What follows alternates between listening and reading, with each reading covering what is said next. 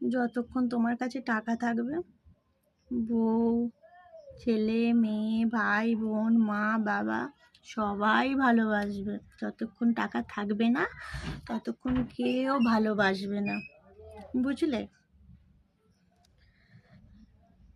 আমার বাড়ির লোকের থেকে আমি একটু হেল্প চেয়েছিলাম, যে এরকম আমি তো খুব অসুবিধার মধ্যে পড়েছি, আমার তো সব টাকা খালি হয়ে গেছে, তাই এরকম ক্লাবে ডোনেট করতে হবে, এরকম আমাকে দিতে হবে 30,000 টাকা।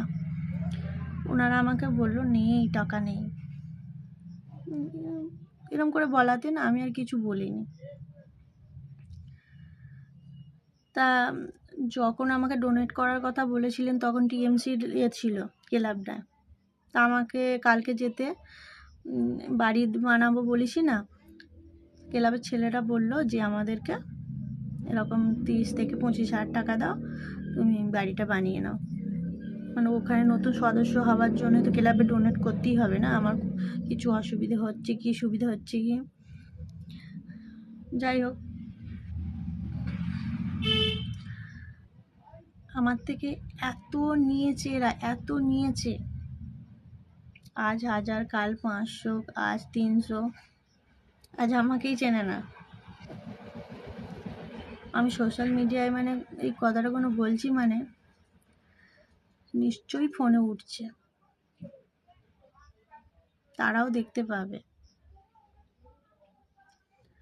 বললাম না, যতক্ষণ তোমার কাছে টাকা থাকবে সবাই তোমার, তারপরে কেউ না, কেউ ভালোবাসবে না তোমাকে, বুঝলে?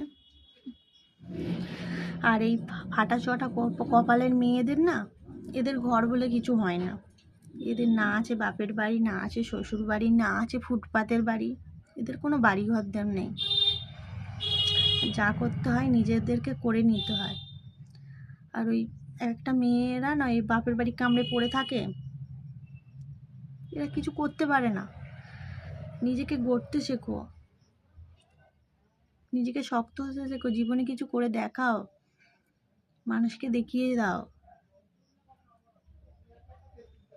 বুঝলে? আমিও বিয়ে করেছিলাম, আমিও প্রেম ভালোবাসা করেছিলাম, এরা শুধু নিতে জানে, দিতে জানে না। অনেক টাকা নষ্ট করে দিয়েছি বন্ধুরা, বুঝলে? একলা জীবন অনেক ভালো রে বন্ধু, আজ আমি সুখেই আছি বেশ।